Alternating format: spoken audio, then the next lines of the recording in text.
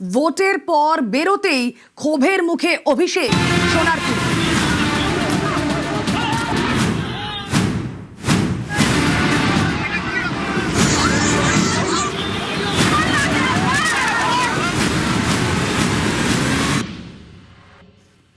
ছাব্বিশ দিন পর তিনি বেরোলেন, আর বেরোনোর পর এই ছবি। অভিষেককে লক্ষ্য করে প্রথমে কালো পতাকা, তারপর তাকে ঘিরে তুমুল বিক্ষোভ, জোর স্লোগান। অভিষেককে লক্ষ্য করে জুতো ছোড়া হলো, ডিম ছোড়া হলো, এলোপাথারি চাটি এলো অভিষেককে ঘিরে।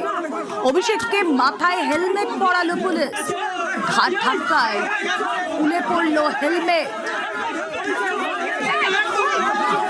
প্রবল ধস্তাধস্তির ছবি, প্রবল ধস্তাধস্তি, আর সেই ধস্তাধস্তিতে ছিঁড়ে যায় সাংসদের জামা।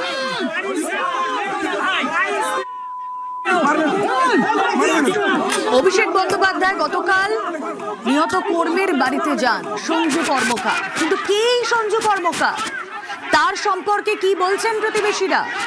নেশা করে মৃত্যু সঞ্জু, ভোট পরবর্তী অশান্তিতে মৃত্যু নয়, অশান্তিতে মৃত্যুর অভিযোগ খারিজ সোনারপুরে। এত ক্ষোভ আমাদের অভিষেকের উপর থাকতো না। যদি অভিষেক একটা ভালো ছেলে মারা গেলে আসতেন, তাহলে আমরা এত ক্ষোভ দেখাতাম না। এই ছেলেটা একটা বদমাইশ, গুন্ডা, চোর, মাতাল, মানে যত রকম দোষ সব কিছু চরিত্রের মধ্যে ছিল, এবং সে নেশা করেই মারা গেছে। অথচ এই তৃণমূল পার্টি এবং তার কাউন্সিলর এই অভিষেকের কাছে মিথ্যা গল্প বানিয়ে আজকে সে যাচাই না করে এত দূর পর্যন্ত ছুটে এসেছে একটা বদমাইশ ছেলের জন্য। এটা আমরা কিছুটাই মানতে। আর এই তার সর্বনাশের সমস্ত কিছু আমাদের ঘাড়ে চাপিয়ে দিয়ে তারা এখনো আমাদের অত্যাচার চালিয়ে নেওয়ার চেষ্টা, এবং তাদের গুন্ডারাজ এখনো চালিয়ে যাওয়ার চেষ্টা। তাদের এখনো চ্যানেল আছে। একটা গুন্ডা তাদের মারা গেছে, সেই শোক পালনে তারা শোকাতুর হয়ে পড়েছে। আরো কত গুন্ডা যাতে ওদের মারা না যায়, সেই জন্য সেই গুন্ডা বাঁচানোর জন্য, সেই গুন্ডার মরার দোষ আমাদের ঘাড়ে চাপানোর জন্য এত দূর পর্যন্ত অফিসে এই পরিস্থিতিতে এসেছে। সাধারণ মানুষ কোনোভাবেই, এলাকার মানুষ সঞ্জু কর্মকারকে একজন সাধারণ তৃণমূল কর্মী বলতে রাজি নন। তার বিরুদ্ধে নানা অভিযোগ করছেন, সঞ্জুকে ক্রিমিনাল বলছেন এলাকার মানুষজন। এই সঞ্জু এতদিন আমাদের উপর অনেক অত্যাচার করে গেছে, আর তার থেকে বড় অত্যাচার তো মেন অভিষেক ব্যানার্জি করেছে। অভিষেক ব্যানার্জির দমে এতদিন সঞ্জু আমাদের উপর অত্যাচার করে এসেছে। রাস্তাঘাট তো হচ্ছে না, সঞ্জু করতে দেয়নি। সঞ্জুর বক্তব্য ছিল আমিও ভোগ করতে পারবো না, তোমরাও ভোগ করতে পারবে। 20 বছর ধরে রাস্তার এই অবস্থা কেন, কিসের জন্য? আপনার কাছে উত্তর আছে? আপনি সবাইকে অশান্তিতে রেখে নিজে শান্তিনিকেতনে রয়েছেন। চোর চোর চোর, পিসি চোর, ভাইপো চোর। আমি 10 বার করে অ্যাপ্লিকেশন দিয়েছি, এখানকার লোকালের দিয়েছি, এ করতে দেয়নি। এই জল দিতে দেয়নি, জল দিতে দেয়নি, এর আলো দিতে দেয়নি। এটা ক্রিমিনাল ছেলে, এ মরে গেছে, আমাদের কোনো শোক নেই। একে কেউ মারেনি, একে ঈশ্বর তুলে নিয়েছে, ভগবান তুলে নিয়েছে।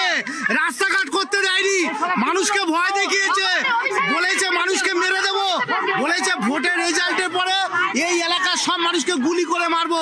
প্রচন্ড অত্যাচারী, ও নিজে আতঙ্কে মরেছে, আতঙ্কে। মানুষের তীব্র ক্ষোভ এই সঞ্জু কর্মকারকে ঘিরে, এবং তার সঙ্গেই তার বাড়িতেই যান অভিষেক বন্দ্যোপাধ্যায়। আর তারপর থেকে এভাবেই পুলিশে ঘেরাটোপে তাকে বের করা হয়। এভাবেই পুলিশ বাহিনী ঘিরে ধরে অভিষেককে, তারপরেই বেরোন সেই কর্মীর বাড়ি থেকে। পুলিশের ভূমিকা নিয়ে অভিষেক অভিযোগও করেছেন। কর্মসূচির সময় পুলিশ না থাকার অভিযোগ। কর্মসূচির অনুমতি মিলেছিল, কর্মসূচির অনুমতির আবেদন মেলে অভিষেক এমনটাই জানিয়েছেন। ফোন করলেও উত্তর মেলেনি, এ কথাও বলছেন অভিষেক। অর্থাৎ যেই সময় কর্মসূচির জন্য তিনি গিয়েছিলেন তখন পুলিশের কোনো পারমিশন ছিল না, পুলিশ সেখানে ছিল না, আর তারপরই এই ধরনের ঘটনা ঘটে। হোয়াটসঅ্যাপের মাধ্যমে জেলা পুলিশ সুপার, আইসি সবাইকে আগে থেকে অ্যালার্ট করা হয়েছে যে এখানে কিছু বহিরাগত লোকেরা জমায়েত করেছে, আপনারা ফোর্স পাঠানোর ব্যবস্থা নিয়ে।